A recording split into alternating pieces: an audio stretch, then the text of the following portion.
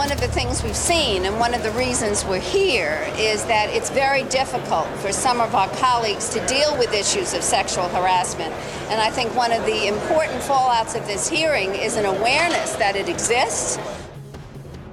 It's so interesting, John, to watch that from all those years ago, because how much has changed and how much has not changed since then. And that's a moment in history that I think people forget. And we talked to a member of Congress, Pat Schroeder, the other day. But the women members of the House walked over to the Senate in 1991. And that's the famous picture right there. They walked over to the Senate, to the Democrats in the Senate, to the members of their own party. And they're saying, you are messing up this Clarence Thomas hearing. You are not listening to Anita Hill, and you have to. So does that message resonate again today? The woman that you just heard there was Democratic Congresswoman Anita Lowey in 1991. Her comments came after the testimony of then Supreme Court nominee Clarence Thomas and Anita Hill, a former Thomas colleague who said that he had sexually harassed her. So joining us now is that Congresswoman Lowey. She played a key role in demanding that the hearing be delayed in order to hear Anita Hill's testimony. Congresswoman, thanks so much. Always a pleasure to be with you. What do you think when you look back at that video of you making that demand back in 1991? I still think, as I look back, the male members of Congress just didn't get it. When we heard that they weren't paying attention to her and giving her adequate opportunity to testify and to really get the background of what happened, we were shocked, and that's when we marched over there.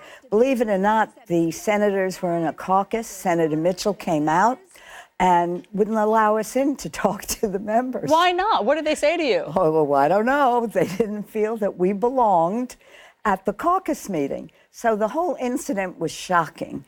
And today, however, it's a little different. Is it? It's a little different. However, I do believe that the senators have an obligation to deal with character and credibility.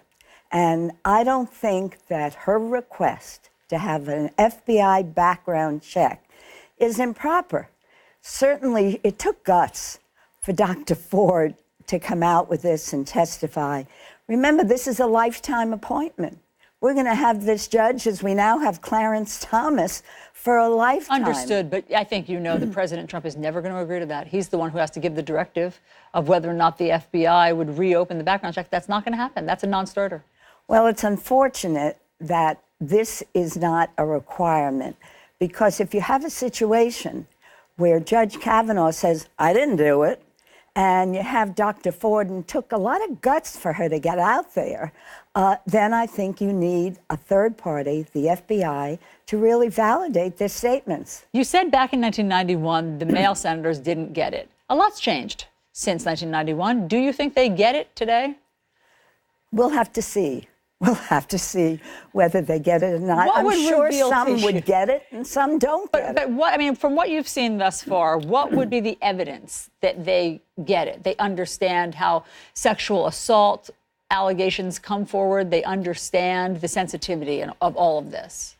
Whether they get it or not will determine whether they allow Dr. Ford to speak and whether they will do an FBI check. Look, this is a lifetime appointment. You don't want to just rush this through. Well, now they say they're going to deal with this on Monday, and it cannot be rushed through in my judgment, because if I were voting, I'm not voting at the Senate. At this point, I would have to vote no. But what's the proper amount of time? Obviously, Republicans want to get Brett Kavanaugh seated. Obviously, Democrats don't. So what's the proper amount of time to allow her to tell her story? The proper amount of time is to have the FBI do a background and allow her to tell the story.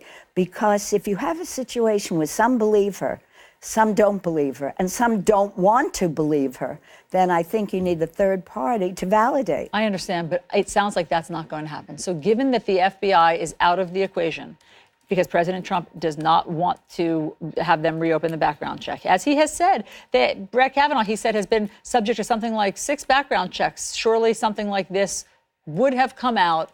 But, you know, look, the FBI doesn't ever really investigate things where there's no police report. This is not a federal crime. So let's take that off the table. So that's, the FBI is gone. Should she testify to the Senate Judiciary Committee on Monday? If the Senate Judiciary Committee is determined by a bipartisan, real listening of her, perhaps she should.